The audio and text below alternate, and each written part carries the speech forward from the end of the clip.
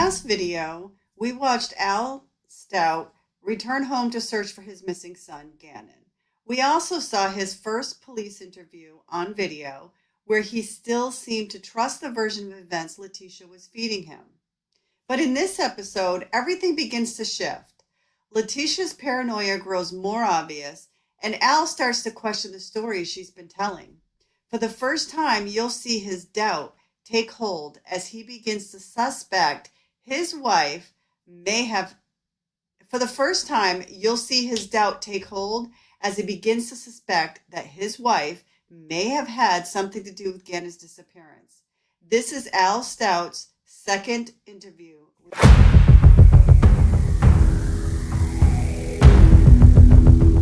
7 p.m., Leticia tries to call Al, and he does not answer. As the paranoia starts to build, she starts texting Al. Why are you ignoring me and going to get Landon? I've been home to meet you like you said. I've called and called. I called the lady and I told her you were now missing off the face of the earth and was supposed to be going to get Landon. And you were supposed to take Lena. And Harley said you left, and then I went there and you weren't there. And then at 7:03, which is in the same time frame she's sending these text messages to Al, she calls Detective Bethel at the sheriff's office, and they speak for 3 minutes and 52 seconds. And then at 7:17, she sends another text to Al. Well, Harley was supposed to help me meet this team. I do know where you are and got worried.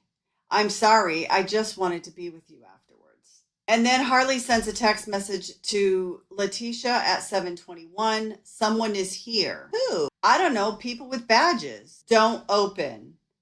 Now they're knocking. They're leaving, I think. What the heck? Who is that? And then she texts Al. I'm looking for you. Are you okay? Harley continues texting to Leticia. I don't know. Their car is still here. Someone with a no caller ID called me. I didn't answer. It was a detective. He left a voicemail. What did he say? She just wanted to talk to me and to open the door. Why do they want to bombard you? I don't know. How did they get my number? Now they're looking in the windows. They're at the door saying the sheriff's office. Meanwhile, Al shows up at the sheriff's office to give his second interview. Here is that interview.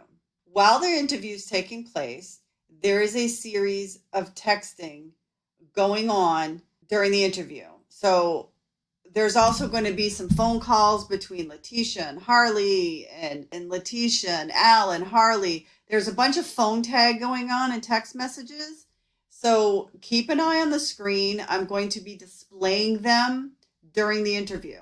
I will not be doing any interruptions, maybe a couple of voiceovers if I feel I need to point something out, but otherwise just keep an eye on the screen and you'll see the activity of what's going on outside the interview room while Al is inside the interview room.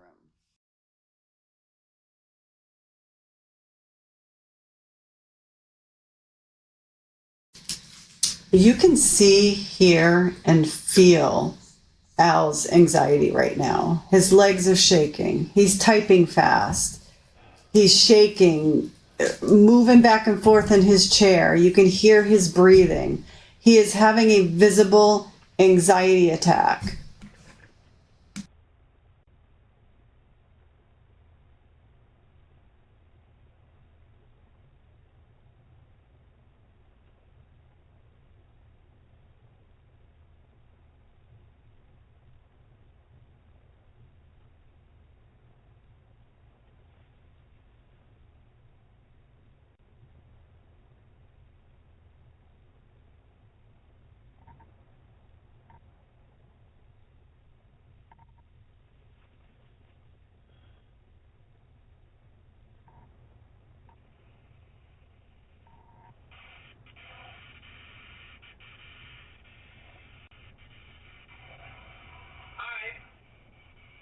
Hey.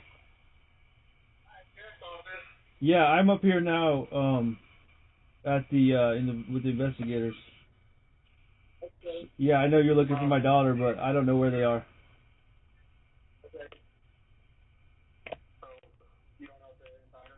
I have no clue. But do what?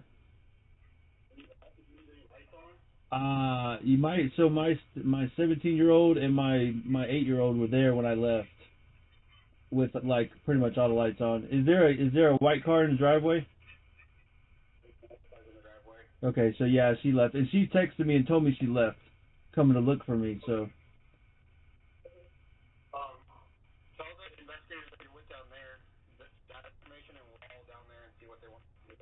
okay, yeah, they okay, sounds good. All right, thank you.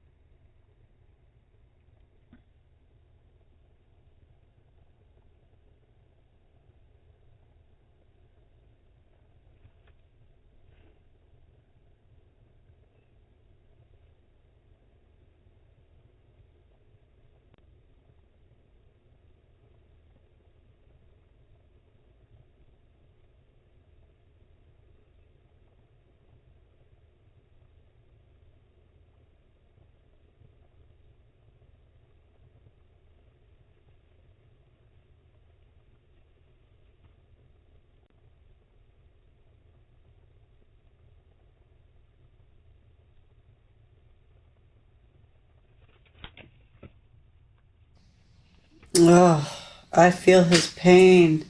Putting your head in your hands while you're asking yourself, did my wife harm my son? Did I trust an evil woman to care for my child while I was out of town? He has got to be blaming himself.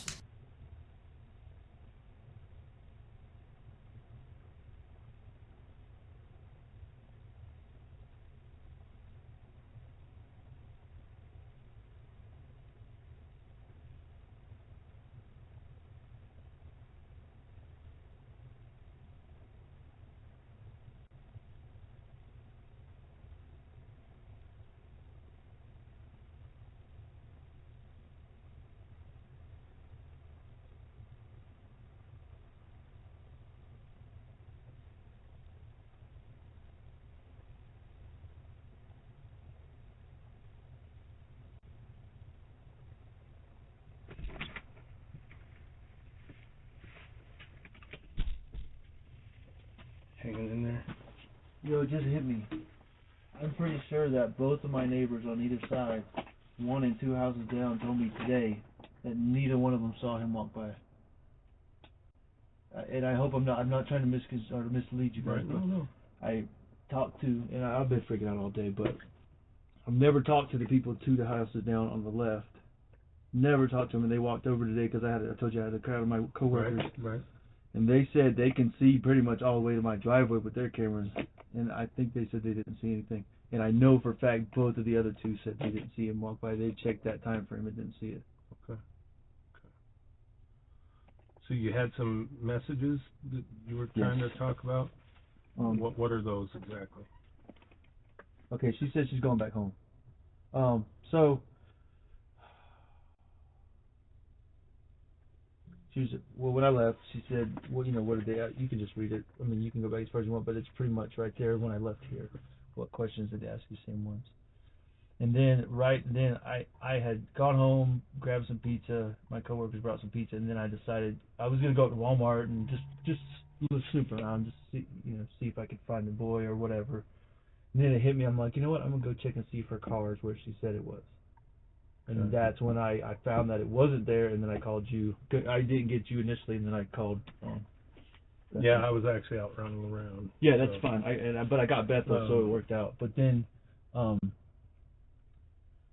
this is kind of shit I get all the time. I'm supposed to be my teammate, blah blah blah. But then, right here, like they were asking bad stuff about you. So I said you need a lawyer.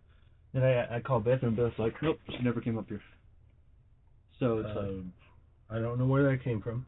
what? The supposedly we were talking bad So stuff. let me. Okay, I didn't want to do this. I mean, this was not about me and my wife's relationship per se, but this is fine. I've been borderline wanting to get out of this for a long time because of shit like that right there. You know what I mean? Mhm. You get lied to nonstop. And then it gets started. I mean, at some point in there, she turned it on me. Like I said something about Landon. I'm going to pick up my ex-wife or something off the face of the earth, and was supposed to be going to get laid. Whatever. Anyway, so she always turned. Anyways, you see the trend there in that one little. Did you speak with her on the phone? No, I did not. Okay. Because once I got to where the car was supposed to be and it's not there, it was like, it took me a second, let it sink in, but then it was instantaneously, something's not right. Then I started going through it, and like I said, when I came in here, I've been thinking about it, then it was like, both the neighbors said they never saw him walk by on the cameras. So then, here we go, you know. Because I'm not, and this is why she does it, because I'm not really the one that goes behind and checks up on people. You know, I just don't, you know, I believe in, you know, I believe in God, I believe in the golden rule kind of thing, call it karma, whatever. I mean, if you do this to people, it's going to come back on you eventually. Right. And, you know, I don't know how much you want me to elaborate, but since I moved here because of her. I'm here for you. You tell me what you want to tell me. So I was in Alaska. I think I might have mentioned that, but she about 75% fabricated a sexual harassment story to get me out of Alaska because she didn't want to be there, and got me here. I say 75%, 50% or greater. 1% fabrication is wrong, right? So, nonetheless, she got away. As soon as I get here, she took $8,000 from me, until I told her I was leaving, and then she gave it back, little by little, but she gave it back. And this is the part I sincerely apologize. I'm all over the place right now, I really am.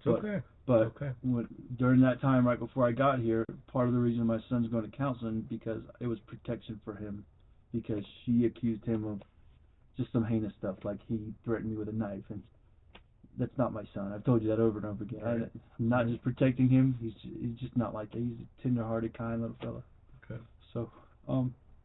So as soon as that happened, as soon as I got there, I enrolled him in that. Plus all the stuff with his mom. That was that's a big part of it. Sure. But and the doctor will tell you the first day, Dr. Pretext, which I gave Bethel her number, I tried to exercise my right as his parent and not have her in the room in that initial intake, and she demanded to be in the room because of what she had accused him of. She knew that was going to come up and blah blah blah.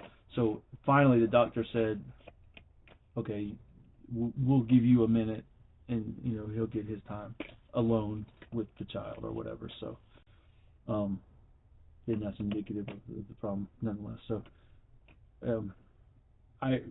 all in all, that is mistreatment, but all in all, on a daily basis, she doesn't mistreat him. But those are significant things, you know. Right. I mean, if I would have let that go, imagine what the kid, you know. Right. So, my intent was not to come in here to bash my wife as it stands, but now there's more pieces revealing themselves. I have no choice but to. Right. Well, that's your kid. Yeah, it's my son, and I'm freaking out because he's in the back of our car somewhere. Or, I mean, I hope not, but you know, that's all I can think about. Right. Is he's in the back of our car somewhere, God knows where, in the pond or something. You know, I don't know. Right. Because she has a history. She's got a. So tell me about that history. When she was a juvenile, most of it, when she was a juvenile, she got into a bad fight. I think at the felony level, put somebody in the hospital. Okay. I don't think any law violations since then. I mean, she's a teacher, so she's got to be cleared to some level. What's her temper like? I mean, she doesn't. She's never like. Well, one time she hit me a long time ago. Okay, I just stood there and took it. I'm not that guy, but I just stood there and took it, and then I don't know why I stayed at that point, but you know, I did. Absolutely 100% manipulative across the board, and I shield my children from it as much as I can.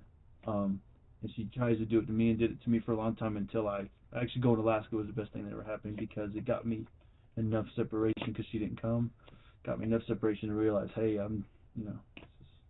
she got me for a time period. She got me, just to be honest. And she manipulates every situation she's been in. When I met her, she had quit a job because of a sexual harassment lawsuit on somebody in Myrtle Beach, where we're from, South Carolina. Got a new job, we got married, quit the job for no reason, just because, I don't like it anymore. Found a job in the next county over, quit that, walked out in 2 weeks, claiming the principal or the school superintendent used racial slurs against her, all proven false. No, not even given a, not without a shadow of a doubt, proven false. From there, had in that time period had like 8 jobs in like 2 years or something like that. Then I went to Alaska and she didn't work. Used the property in South Carolina as her little personal Airbnb for herself, that we owned. Used me because I was making good money in Alaska or whatever. Then the sexual harassment thing. Now we're here. She gets a job at French. Quits that after the first semester, and I don't know if she's even working now. Supposedly she's working at Whitefield in the early college, but I don't know. So that's just the foundation of, I could paint a much broader picture for you of stuff, but if you can't see that from that, Right. And all that's documented. You could pull up right now where her South Carolina license got terminated because she left the job in Marion. So I'm not making this up. So. Oh, I believe what you're telling me. Yeah. So I'm trying to think if there's anything else with Gannon that stands out. They told her, and I think Harley's just more conditioned to be like this, but we got 2 little puppies that we just got, and they totally ignore the kids in favor of the puppies. And I know some of that's, cute little puppy, but it's, Right. like the kids even notice it. It's like, oh, well, dogs are here, you might as well go watch TV. You know what I mean? That kind of thing. Right. And they just, bless their hearts, they just blow it off and just be like, whatever, I'll go play my game, Right. So. Right. And this is very embarrassing because I don't believe in this. Some people think it's okay, but I work 1 month a day shift, 1 month a night shift. Kids get off the school bus at 3:15, or it was 3:30 for a while. They bumped it up, and she refuses to be home until she wants to be home. And you could ask the neighbors. I work in, being in the Army, I work 12-hour shifts in a top secret environment. I can't leave. Unless Right. I have a replacement. I do missile defense, so I cannot leave, the safety of our country. It's just what I do. Right. But I have a wife who's a teacher. On those, it's 2 days 1 week and 3 days the next, you can be home pretty relatively close to when the kids are home. And I said from day one, I'm like, something bad's gonna happen. Something bad's gonna happen, Then on night shift, sometimes I go to work every night shift worried about my children, worried to death about my children because she might come home. She might be there when I get leave, but she might get home at 7 or 7:30 or whenever she feels like it. So, and I'm not allowed to ask Harley to be not a babysitter, but your siblings. You're 17. That's I'm cool with that. Mm-hmm. I'm not allowed to ask her to do anything outside of what she wants to do. So, yeah. So like going to this training, it's freaking out. And then here we are. So I don't know. So tell me why you were freaking out. Because I freak out every time I go to work, and I don't know if she's going to be there. A reasonable time 7 or 8 for her, but that's still 2 hours of, the kids. I shouldn't never let it happen. I probably should have got a babysitter. 11 years old is, I guess on the fence with that. Daughter's 8, and that's what I tell her every time. I was like, Lena's 8. I get it. Gannon's 11. He can cook. He can make macaroni and cheese. He can do ramen noodles, but you're charging him with taking care of an 8-year-old, and whatever. If it's okay, if it's not, to me, I don't like it. So, like I said, I go to work every day worrying. So why I worried when I left? Because I'm gonna be gone for 2 weeks. How the hell am I gonna know who's there and who's not there. But Right. I can only go based on what she says, and you saw from what she sent me today. Okay. Can't trust Would you be okay with us downloading your phone my to phone get that stuff? to get that. Yep. I mean, yeah. Or you can screenshot it and Yeah, I can email it. screenshot it. I can do all that. I mean, you just want from today. Whatever you think is relevant. I mean, when I say this, I'm not embellishing it at all. I got 5 years of the same stuff. I mean, I don't know how much I keep. I don't really go in and delete threads, but I mean, Right. if you right. scroll back through there, or heaven forbid, listen to our conversations, you know, it's the same stuff. So I'm more than glad to send you that. And if you need more, you get more. But honestly, if you put her, I'm not asking you to. I hope that it doesn't come to that. But if you put her daughter on the hot seat, she'll say, "I love my mom. I don't want to do anything without my mom." But she's freaking nuts, you know, crazy. So she said she was going back home. The deputy, he was there. I talked to him on the Ring app. He said he was, I don't know if he was going to leave or get in his car and call you guys. But Tisha said she was headed back home. So I don't know if, I'm sure Beth told you we were worried about my daughter. Right. Okay, so I don't know where that stands. When was the last time you heard from her? What time was Tisha? it? Yeah. I talked to her when I left here. She said she was on the way here. Okay. And then it was like, I told her I was pulling off. I tried to leave the conversation because I told her I need to just kind of step back before I get home, sort through it all, and then not let the girls see, you know, as much, let them see as little stress as possible. Because Right. my little girl's obviously worried about her brother. But then she was on the way here, and then she wouldn't let me leave. Like I was putting her to the side or something, you know. But she was on the way here, apparently, but not. We know now. Right. But I talked to her until I got to 132, the Fort Carson Mesa Ridge exit. Mm-hmm. That's what I take to go home Okay. over there. So then I went home, like I said, had some pizza. Actually, Channel 5 ended up being there. And they asked, you know, I said, sure, I'll answer a few questions. They're just like, you know, how's the process going? You know, I said, everybody's doing the job, the neighborhood's, just like I told you, everybody's doing great. Just worried about his safety and well-being and all that Right. stuff. And then I left right when they left. Like I said, I had a few bites of pizza before they got there. And that's when I was going, like I said, I was going to Walmart, GameStop, because, you know, he's a gamer. I figured maybe, Sure. just maybe. Sure. But then I was riding, talking to one of my friends, and I was like, you know what? I had a hunch. I'm just gonna go give it a look, and then freaking like heart fell out of my pants, you know. So between the neighbors telling you they didn't have footage of Gannon, either the two on the right or the one on the left. I'm fairly confident they both said that, so I don't want to misquote, but I'm pretty sure. Between that and not finding the car, what did you think? Honestly, I thought I would find the car and find Gannon in it, is what I had, my initial thought. And then when I didn't find the car, then I'm like, rental car for no reason at all. Car's not where you say it is. You know. Then I called Bethel, found out you're lying about you never came up here. And the whole time talking me into getting a lawyer when I'm like, I showed up from Oklahoma. I don't know what the hell's going on. I don't have any reason to get a lawyer. I'm not. You guys aren't trying to. I asked you the question. You were straight up with me. Yeah. I mean, if I would have felt like I was in any kind of situation, I would have done that. I'm wise enough to do that. But I'm just here trying to find my son.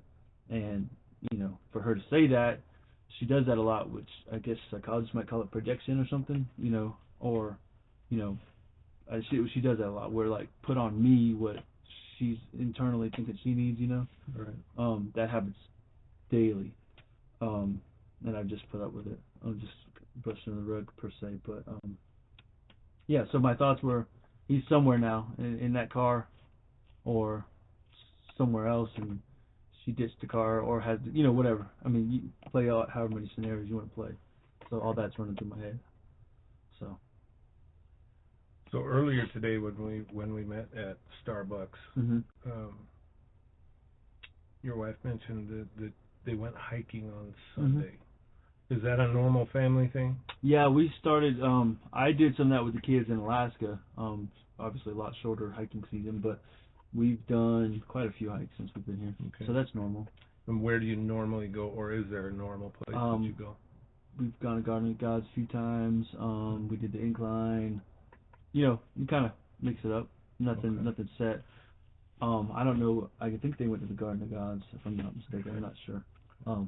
She posted on her Instagram. So.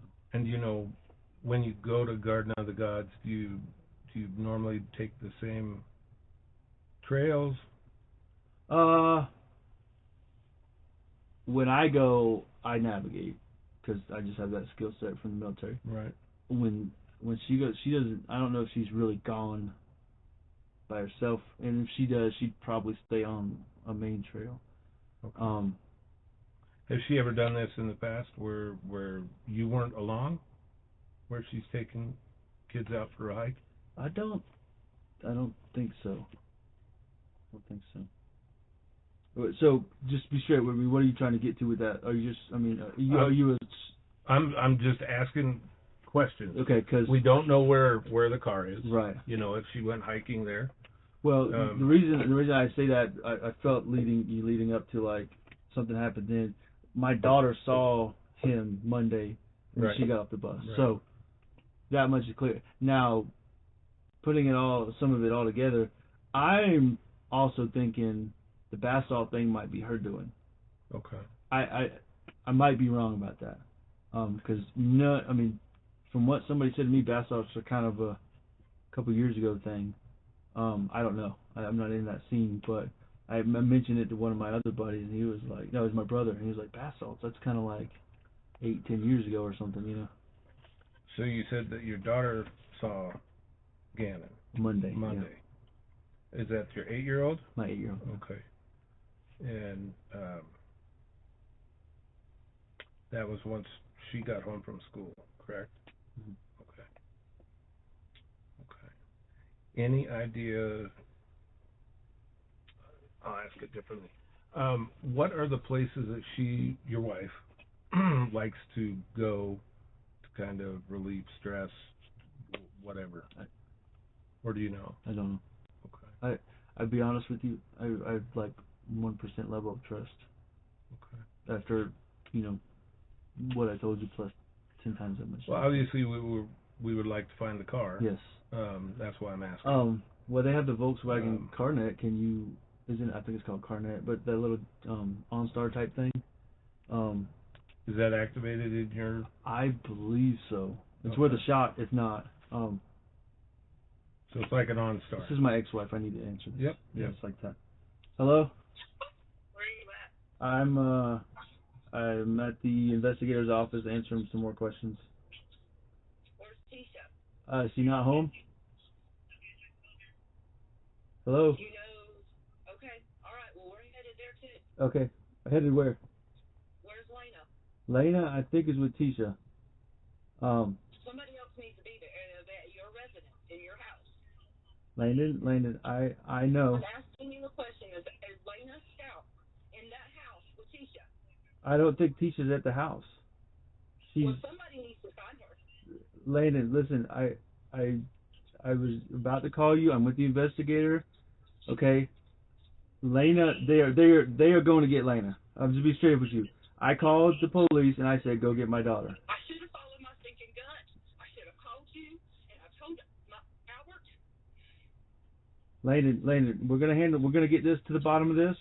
We're gonna get this done and we're gonna work together, okay? Well, I'm just gonna let you know that my son, if he is found, Should I tell her to come here? Situation, and we are going to go to South Carolina. You can come with us. My son needs to be found. Landon, I'm here right now, and there's deputies out there, and there's people in the community out there. Everybody's looking for him. He has probably been dropped off somewhere. I'm telling you what's happened. She probably planted it, and she has dropped him off somewhere. My youngins out there in the cold. Landon, we're getting to the bottom of it. I'm not disagreeing with you on that, but I'm gonna send you an address. I want you to come up here to where I'm at with the investigator, Okay, it is downtown Colorado Springs. It's like maybe 20 minutes from my house. Okay, come up here. Okay, and No, on my way there. okay. On my way there. All right, I'm texting you the address right now, and Who then is getting Lena? Who is getting Lena? they are actively searching for that child. I just literally have told them. Actively searching for Lena too? Yes, they are nothing's wrong with Lena. I left the house. Harley and Lena were there. They were fine. Tisha came home. I wouldn't answer her call, and when you get here, I'll explain to you everything. Okay? I'm not gonna hide it. I'm not gonna hide anything from you, Landon. These are our kids, but you need to get here. I'm gonna text you the address, and then we'll fix this together. Okay? Okay. All right. Thank you. See you in a few. Mm-hmm. Bye bye. Fucking shitstorm, man. What is it? 97? 27 East Vermaho. 27 East. What was it again? Vermaho. VER. VER. MIJO. Okay. And that's just Colorado Springs. Yeah.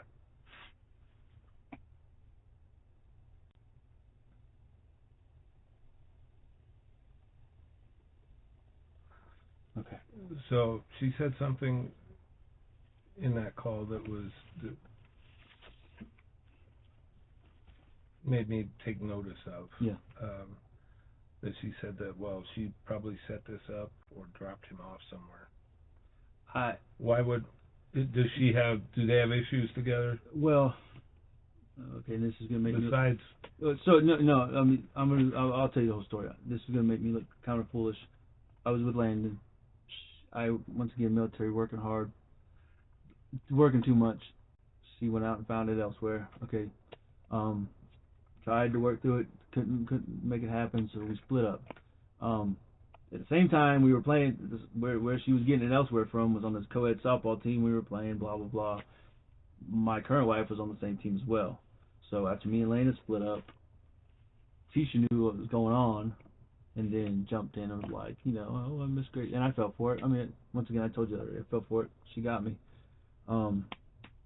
And there's been times when they have like worked together to try to get me, and then there's been times when they've been like at each other's throats constantly. Now at this current time, Tisha has blocked her from her life, or whatever. But I don't know where Landon's coming up with this. Maybe she's right. Maybe her motherly intuition. I'm not gonna judge her on that. okay. But I mean, I don't know. I don't know. But there's a little history there. So I'm going to ask you a question, and Yeah. don't read into it. I'm just asking the question. So with what you are aware of right now, what are your thoughts on what happened? if I'm putting it all together, Yeah. not reading it to her, none of the story makes sense. I told you that. How is there absolutely no information? He's vanished from every camera. I mean, what else? What other option is there? I mean, so he gets supposedly gets sent out to play. Maybe not. I don't know. Lena then subsequently gets sent on a bike ride. At any point in that, Lena goes on a bike ride. She could have scooped Gannon up, and I mean, I'm trying to piece it all together. Like I said, I'm not trying to think too much into it, but I mean, Right. It's starting to add up. The car's not where she said it was. Why do we need a rental car? I mean, we're not driving 800 miles. Right.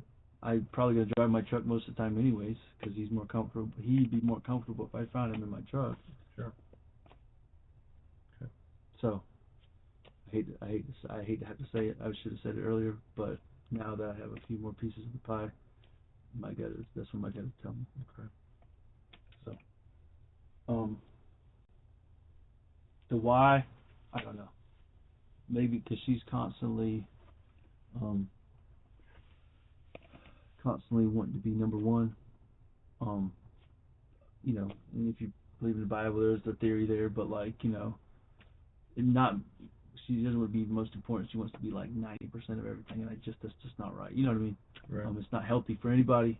And then so if I give Gannon or Lena attention, then it takes away from her. So then it's always like you're doing more for Gannon than Lena, or the next week you need to pay attention to Gannon, you're doing more for Lena, or whatever. It's just constant ridiculousness. So, yeah. All right, I'm going to take a quick break. Do you still have my card with you? Yes. Okay, my email should be on that. If you can screenshot those Okay. and send those to my email, Yeah. that'd be great while I'm on a break here real quick, and I'll be right back. Do you need anything, water? Yeah, I'll take a water. Okay. Good.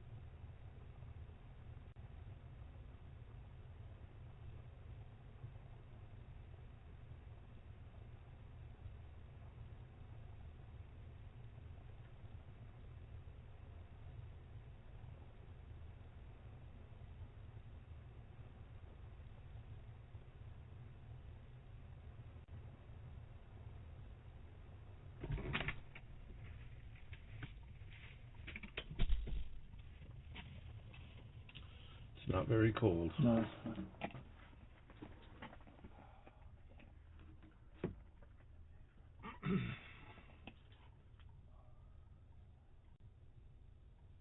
Any progress on the child? No, we're gonna try something here if you're willing to do it. Uh-huh. Okay, it's called a pretext phone call. And what I'd like you to do is try calling your wife. Okay. Find out where they're at. Obviously, we're concerned about everybody, especially Lena and Harley. And find out where they're at, what's going on, what isn't she telling you. Okay. And basically, how we do that is I'll have you call her and put it on speaker, and it'll be recorded in here. Okay. Okay. And we have detectives watching right now. So as we're going through that, they can take the information gained from it and actively work it. Okay, so Okay. so basically, ask the question, what are you not telling me? Well, I'd start off as, where are you at? Yeah, right. Should I say anything about, I need to know where Lena is because Landon's freaking out? I mean, because she has a right, it is her child, or what? The best thing you can do is be yourself. Okay. Okay, yeah. Don't threaten her. Okay. Okay. Don't promise her anything. Don't do anything like that. Okay. Be yourself. Okay. And try and find out where she's at, what she's not telling about this whole situation. Okay.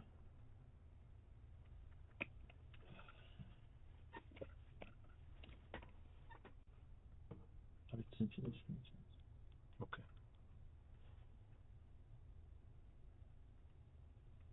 Your call has been forwarded to an automatic. What happens? Does she normally do that? Yeah. Shut her phone off? All the time. Okay. I'll block me for a minute and block me. Does Harley have a phone? Yeah, I'll check our Harley next. Okay. Yeah, I gave Bethel Harley's number. Your call has been for. So and then she'll take Harley's phone, control it in these situations because she'll do that. Then I know Harley will have her, you know what I mean. So, Right. but I'll give it a shot.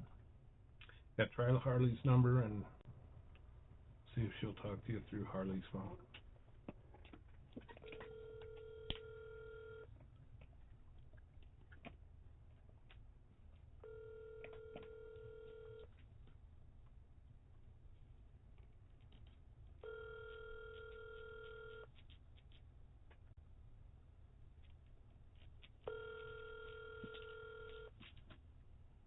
Your call has been forwarded. I'm not even trying to text Harley.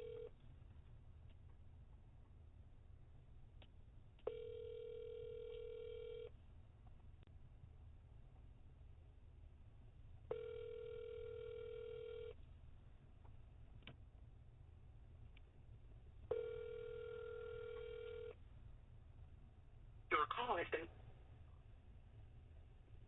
So another phone's on. I said call me ASAP. It's delivered. So, Okay. I mean, this is the game I play nonstop.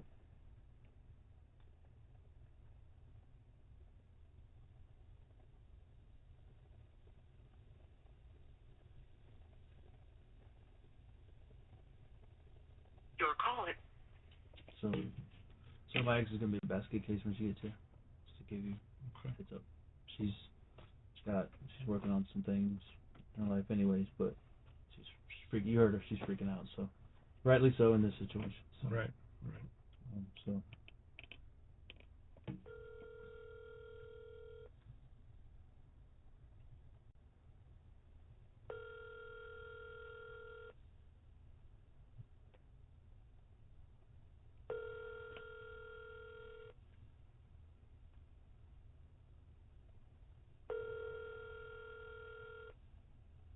There are guns in the house.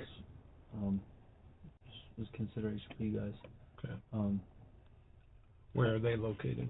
I brought my 9mm with me. It's not the clip's in it, but it's not loaded. One in the chamber specifically just in case for this. She has a 9mm. I have a AR type. I think it's 5.56 rounds, and then I have a 20 gauge shotgun disassembled. Behind my bed. It's my son's pump shotgun. But it's disassembled and I don't even know if she can put it together. Okay. She has a 12 gauge pump as well. So, where all the, I mean, I don't know. I don't think she knows how to use the AR. She doesn't know how to use the pump and her 9mm, of course. So, If her 9mm is at home, where would it be? so she hides shit all the time. Excuse my language, but It's okay. if you're looking at the master, you go to the master bedroom, look at our bed. My side's this side. She usually keeps it in her little, call it a nightstand, immediately to the left of the bed. I wouldn't doubt if she has it on her, or with her, somewhere. But that's usually where she keeps it. The 12 gauge pump and the AR are in her closet somewhere. That's where she told me they were. And like I said, the 20 gauge is behind the bed on my side. Okay. But that's in a case and disassembled. So Okay. I have an ammo can also under my side. Okay. So if obviously she's not answering, does she have friends, family in the area? Not anything family. like She's that? got some friends from when she did teach at French. Okay. Do you know names? Yeah. I don't know. I don't check her phone lines, but she says she does. Okay. In fact, one of them, I don't remember, I think it might have been Christine, but one of them she said is the one who brought her from French to the airport, which now we know is, untrue on the surface. Okay.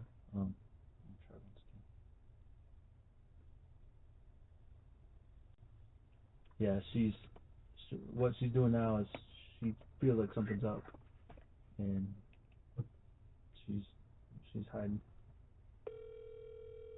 This is Harley's one.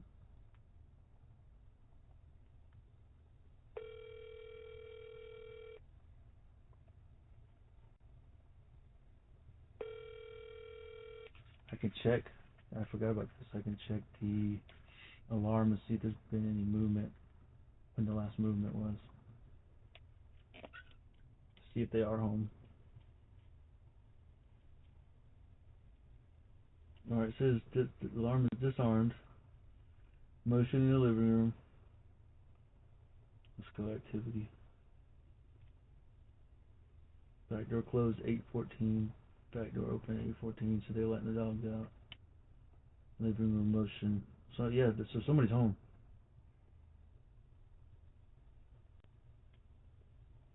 Since 8 o'clock, 8:01, 8:08. Living room motion 7:57. So it looks like somebody left at 7. Could have been me, because I was already gone. And then they got back at 7:57, so they've been home. Somebody's been home about 20 minutes. Okay.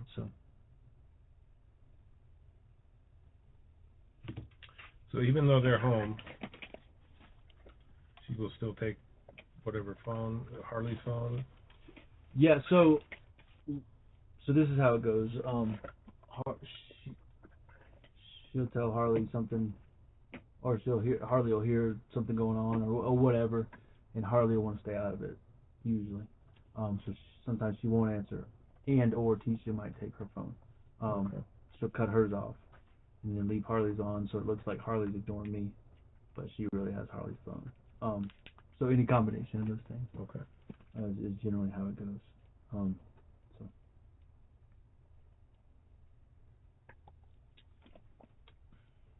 I want to give it a few more minutes just to see if you hear back. You want me to text her? Since they call me, or I texted Harley, but you want me? Absolutely. Okay. You can try.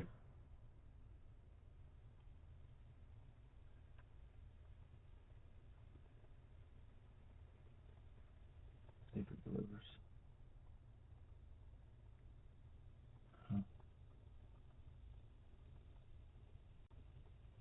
Yeah, she must really have it off, or on airplane mode or something. But if she's on Wi-Fi, it should still go through. She probably turned it off. So. Okay.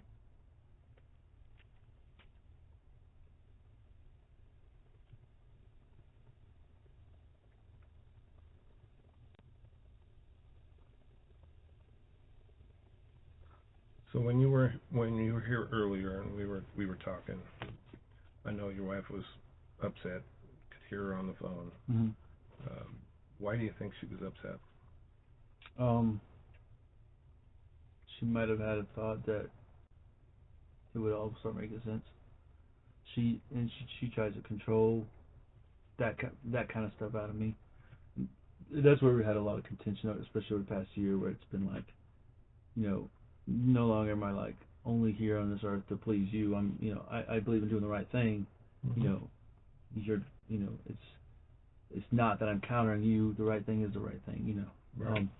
And she knows in these kind of situations I'm not gonna risk, because I have a 16-year military career, top secret clearance. I'm not gonna risk those things to cover up stuff. Right. Right. And so that's why. And she had no intentions of coming here. I should have saw that. Through the way she was talking in the text. I went back a little farther up in what I sent you, so you could see where it's like they're trying to, whatever, they're trying to set you up, or you need to get a lawyer, or why are they asking you the same questions again? Why are they recording you? All that kind of stuff. And then on the way home, I'm like, I don't care if they record. Just like I told you. Right. Right. So that's irrelevant to me. You got 10 people in here and record it all. I don't care. But yeah, so she must have, and it's unlike her to go back and get Lane and Harley like that too. So Tell me why. because it's usually in situations like this, usually she's gonna go on her and Her? Yeah, she'll go out and like you said, she has her places wherever she goes or whatever she does, but she'll go out and calm down or relax or whatever it may be. She's has real bad anxiety problems. She says, and that's kind of the way she generally does it. Harley, kind of in her mind, still a daughter, but she's very independent in Tisha's mind. Which she is. She's a good girl, but she pushes her out like that. Not pushes her out, but you know what I mean. Mm-hmm. Demands a lot of independency from her, which whatever, that's her technique. I'm Right. not going to judge Right. that, but God knows what she's saying to Lena. Lena's. I'm worried about Lena, mentally and emotionally right now as much as anything. I say she won't hurt her, but we're making assumptions that what she did again. So based off of the alarm settings and the motion, Somebody's home. somebody's there. Yeah, Okay. absolutely. And I can look again, but you feel free to look at it if you want to confirm. But it shows activity. It's pretty clear. Set to motion means somebody walked around or is currently walking around. Set to no motion means might have went downstairs and nobody was walking around in that area of the house. There's however many sensors. We don't have cameras on the inside, but then back door, close open. Basically. So the last one was at 8:16. 8:16, which just means they could have been walking around. Now they're sitting on the couch. Okay. Because it would have said front door or something like that. Yeah, front door closed, front door open. If they would have went out the front door. Okay. The only caveat of that is if you go out the garage, there's no sensor. After you leave the living room, there's no sensor. Okay. So that brings up a good point too. She faked break-ins. I forgot about that. She faked 2 break-ins right when I got here. Like she staged it or did it. Tell me about that. The first one, we had gone out. I'm trying to think where the kids were. I got here in February. They may have been at their mom's for spring break. For some reason, they weren't around. I don't remember the dates. I'd have to dig back and find the dates, but it was very soon after I got here. And we had gone somewhere, come back, and I don't want to mix them up. Somehow, somebody was perceived to be in the house. And then my son, his room is in the basement. There's one, I forget what they're called, storm drains or whatever, with the ladder or whatever. And his window was open, and all the stuff was like, actually, no, my daughter was in that room at that point, and then we switched them because of that. The window was open and looked like somebody had left out of there. But nothing was gone. In that instance, somebody had gone into our room, not taking a thing, but rummaged through some stuff. Like took my ammo can, dumped it out. Pushed the mattress, like looked like they were looking for something. Knocked over the clothes hamper. And yeah, on the surface when you get home, it was like, oh man, somebody broke in, and you see the window open. That's how they got out. That kind of thing. Right. But then none of it. Nothing was gone. Nothing was really disturbed. Like they didn't go through drawers or anything. I've been robbed before back in South Carolina, so I got an idea. Right. You know more about it than me, I'm sure. But certain trends, like kids drawers are gonna be open, stuff's gonna be thrown out, looking for valuable stuff or whatever. Right. No electronics, nothing was touched. So we did the right thing, called the El Paso County. They came out, did their thing, and they were all like, but they then at that point there was a brand new house. We were first owners, and there was no sod in the backyard, so they looked for footprints, didn't find any. Then there was another one shortly after that. I was at work, and I work 12 hours, like I told you. So on my night shifts, I get home like 5:30 in the morning, or 6. Well, I get off at 5:30, so I get home like 6:15 in the morning. And on my way home, she texted me, like, I hear noises, outside. And then I come home, and there's I don't know, the little crawl space attic in the garage. There was something thrown up in there, like somebody was trying to climb, but it was a ridiculous effort. So I'm like, no criminal's gonna. It's like a hammer with a string tied to it. I mean, come on.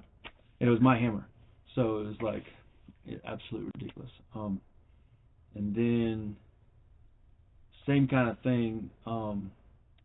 One of the windows downstairs was cracked or something like that, open, and the screen was pushed out from the inside. But police called again, and we sat there and went over and over, like, what in the world? Now this time, because we said there was no footprints last time, now there's some footprints that matched a pair of her shoes. Really close, if not exact. And so I got to thinking about it, and I pulled up the alarm log. That's what made me think about this, and showed the deputy or whatever. And I'm like, he was looking at me like, what do you think happened here? I'm like, don't ask me that, dude. But I after looking at that, I'm like, there was no front door, back door, anything. It was living room motion, which, you know, could have been anything but living room motion. Somebody went downstairs, you know, simulating the window. Somebody came back upstairs, and then just walked around upstairs for a little while, and that was it. So, you see, I mean, Right. somebody was inside, they didn't, and this is where she tried to play it off. She played it off like she lost her garage, like somebody went into her car, got the garage door opener, and then magically one day the garage door opener was dropped on the front porch, like in a little hidden spot, like somebody had come up and, you know, peacefully returned it. So, yeah, and she admitted later that she never fully admitted the first one. She never like answered me, but the second one, she's like, yeah, because I was scared and blah blah blah. So, yeah, that's that. Let me take another quick break, and then when I come back, we'll try again. Okay? Okay. Take some breaths, drink some water. I'll be right back. Okay.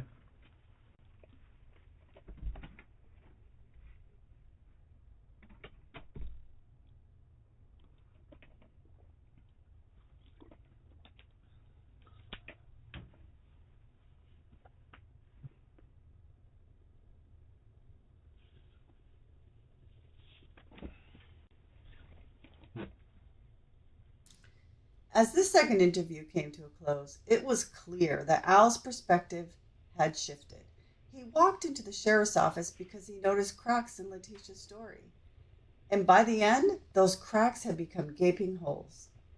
He told investigators that she had asked for a lawyer, lied about who she'd spoken to, and even about where her car was parked.